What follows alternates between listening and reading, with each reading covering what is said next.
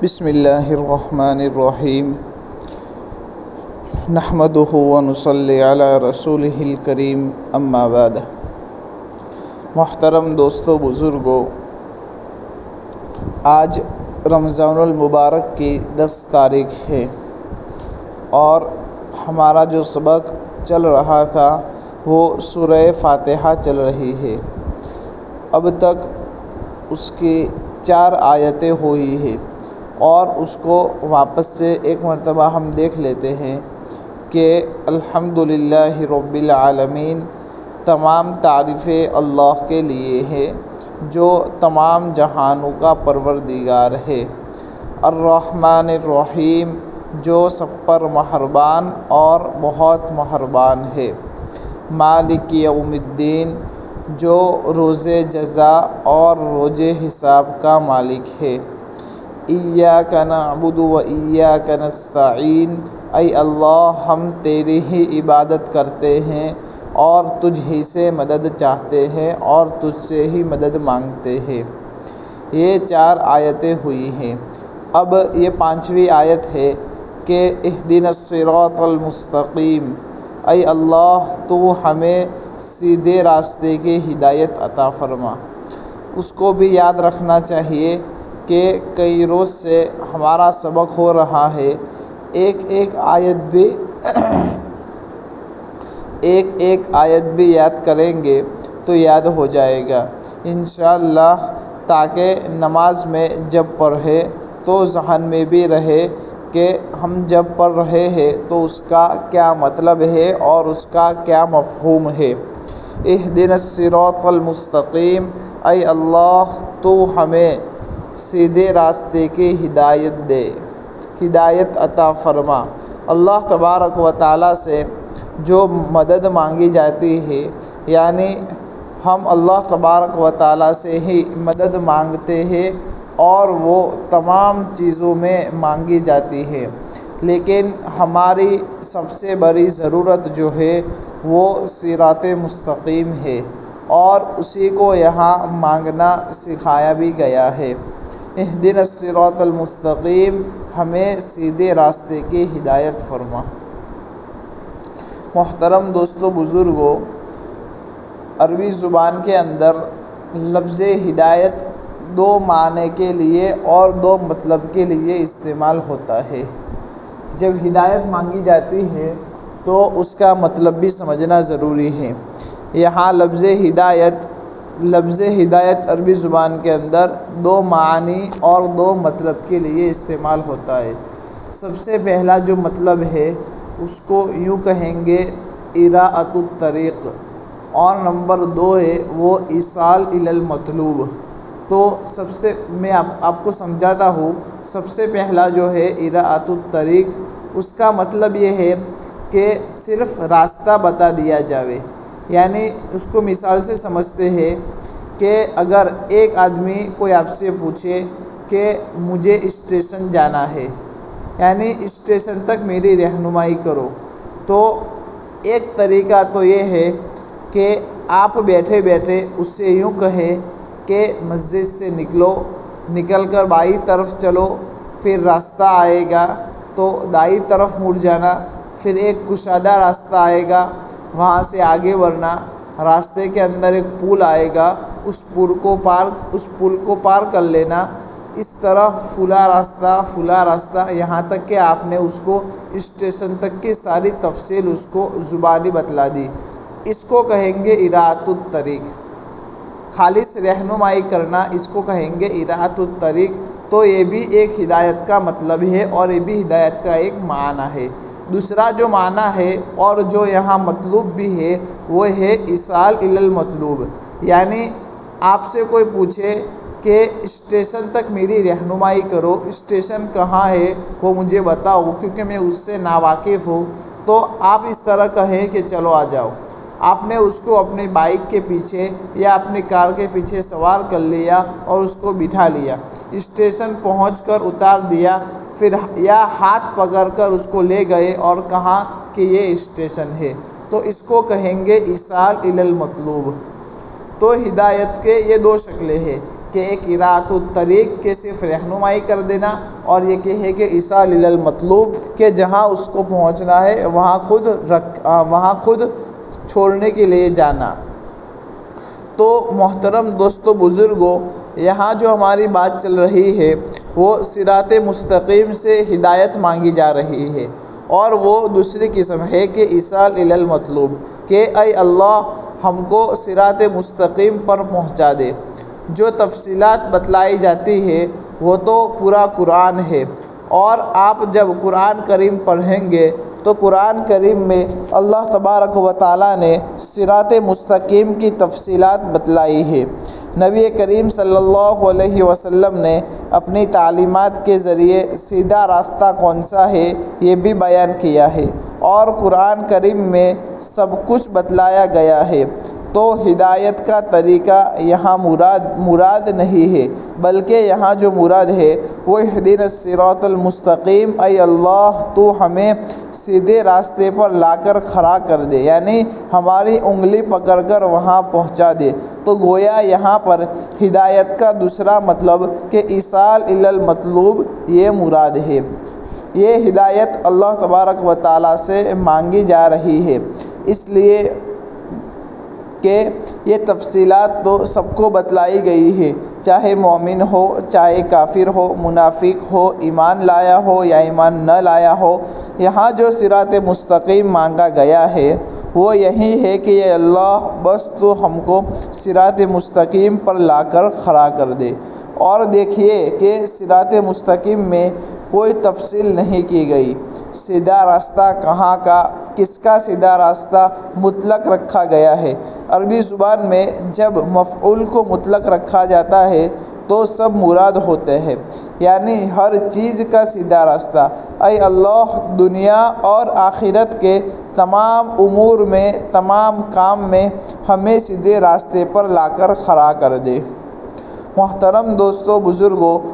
دنیا کے کاموں میں جیسے ہم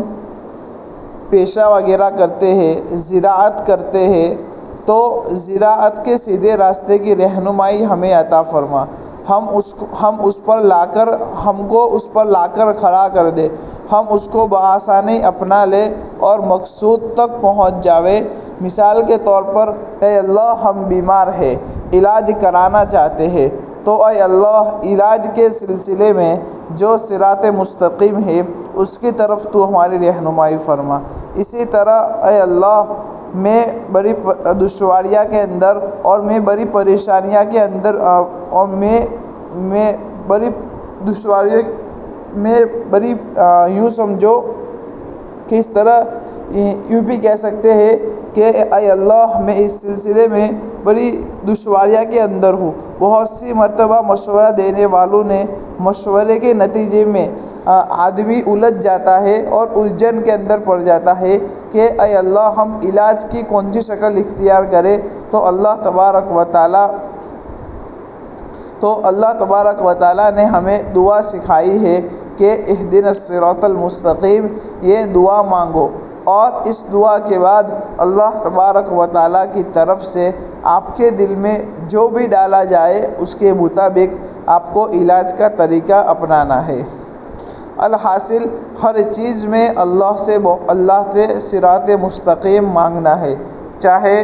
دنیاوی امور ہو یا اخروی امور ہو، یا دنیاوی کام کاج ہو یا اخروی کام کاج ہو۔ اللہ تبارک و تعالیٰ ان تمام امور کو صحیح طریقے سے، صحیح نیت کے ساتھ اور شریعت کے بتلائے ہوئے طریقے کے مطابق ہم سے انجام دلوائے۔ اگر ہمیں یہ حاصل ہو گئی، اگر ہمیں اللہ تبارک و تعالیٰ کی طرف سے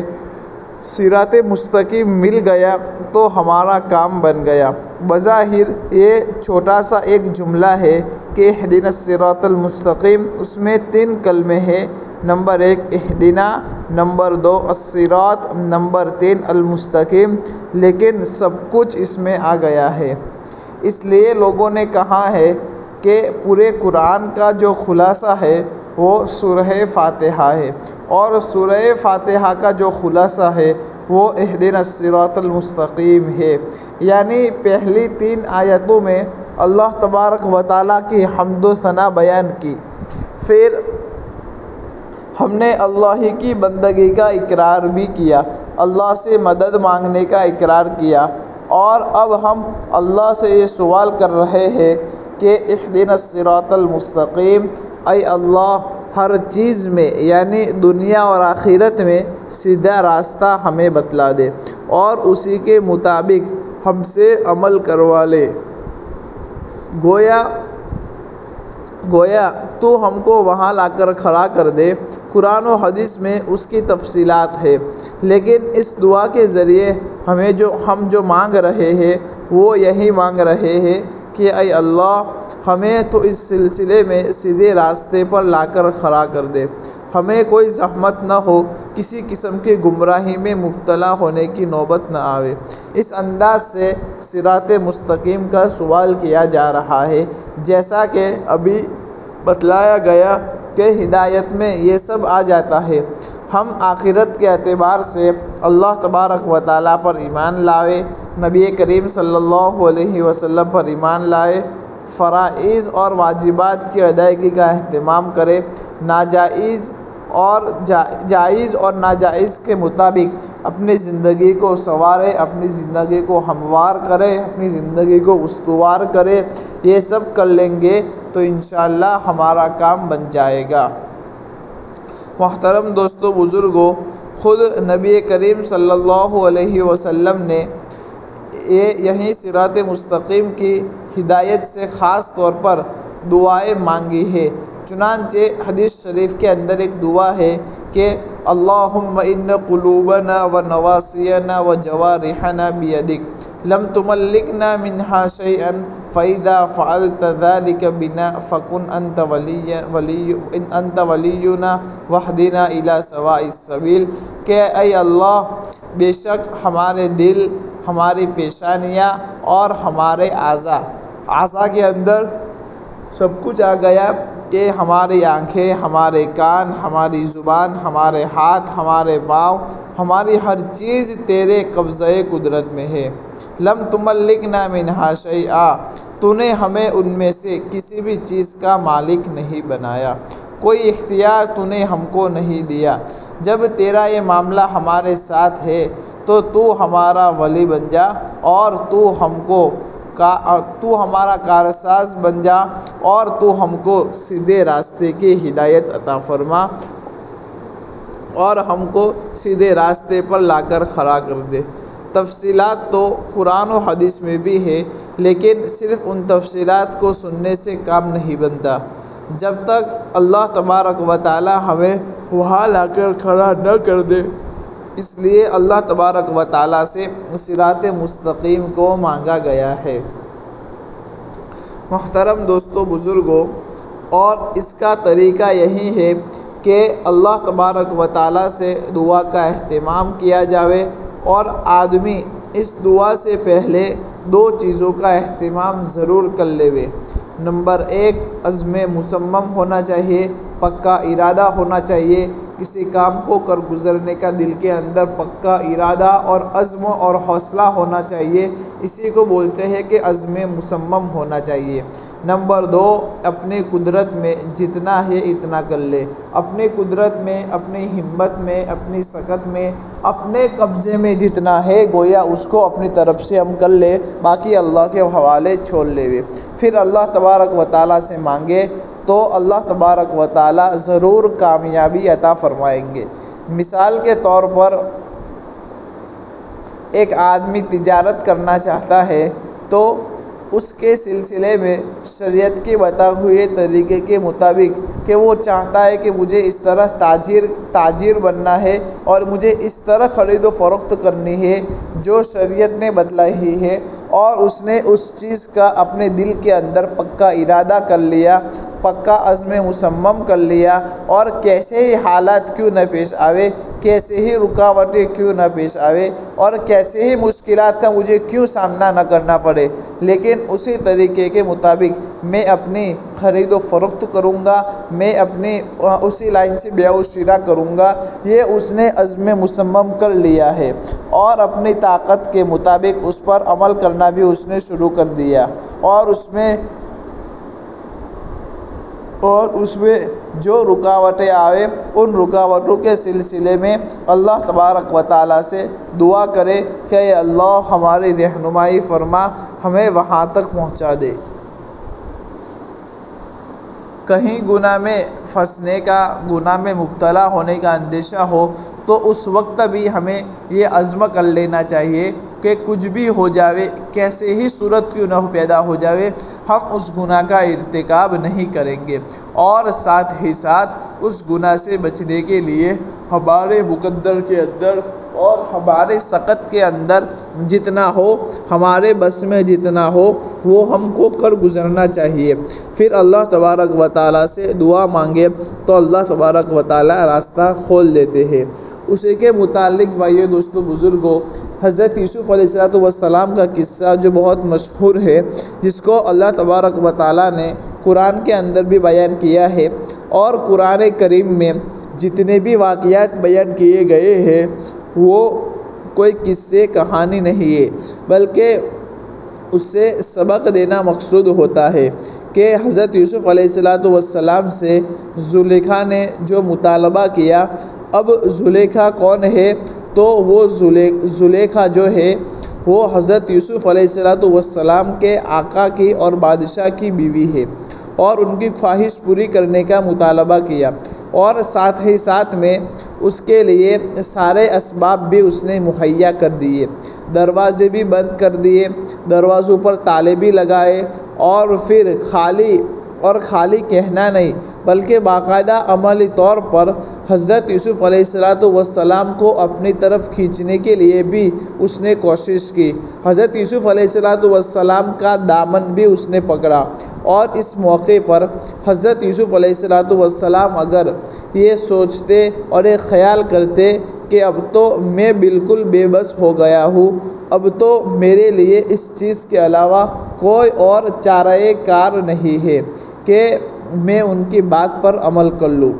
اس لیے کہ دروازے بھی بند ہیں، نہ کوئی آ سکتا ہے اور نہ کوئی میری مدد کے لیے آئے گا، نہ میں باہر نکل سکتا ہوں کیونکہ تالے لگے ہوئے ہیں اور سامنے تالا بھی موجود ہے۔ پھر بھی حضرت یوسف علیہ السلام نے اپنا ارادہ پختہ رکھا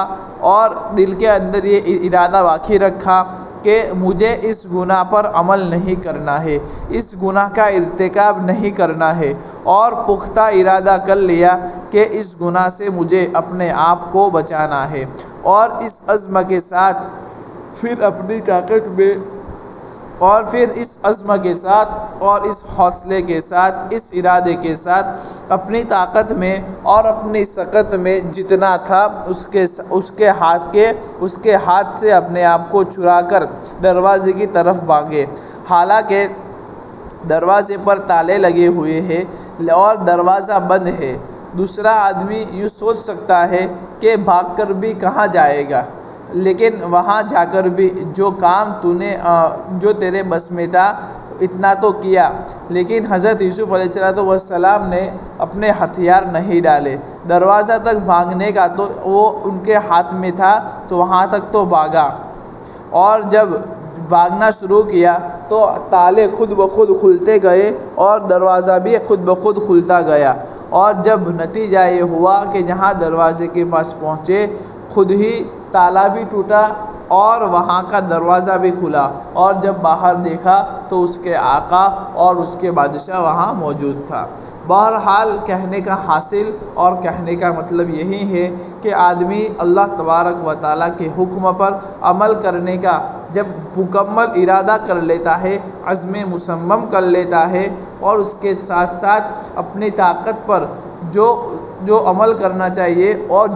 جو اس کے بس میں ہے اتنا کر لیتا ہے، اور جب کر گزرتا ہے تو اللہ تبارک و تعالیٰ آگے کے مراحل اس کے لیے آسان فرماتے ہیں کہ اللہ تبارک و تعالیٰ ساری رکاوٹیں اس کی دور فرماتے ہیں، اور اس کے لیے عمل کی راہیں اللہ تبارک و تعالیٰ آسانی کے ساتھ کھول دیتے ہیں۔ یہی دعا اللہ تبارک و تعالیٰ سے ہمیں مانگنی ہے، اور ہمیں اپنی زندگیوں کو اسی کے مطابق بنانا ہے، اس کی کوشش کرنی ہے۔ گویا ایک آدمی زبان سے دعا مانگے لیکن اس دعا کے تقاضے کے مطابق عمل نہ کرے، اس کا گناہ سے بچنے کا عزم و ارادہ نہ ہو اور کہیں کہ اللہ بد نگاہی سے میری حفاظت فرما، لیکن بد نگاہی سے ہی بچنے کے لیے اس کا عزم مصمم نہیں ہے، وہ ارادہ نہیں کرتا، تو بد نگاہی سے وہ کس طرح بچ سکتا ہے؟ جو اس کی قدرت میں ہے وہ تو یوں کرتا ہی نہیں ہے، اور ڈائریکٹ اس طرح کہتا رہتا ہے کہ اللہ مجھے بد نگاہی سے حفاظت فرما۔ پہلے یہ دونوں کام کرے،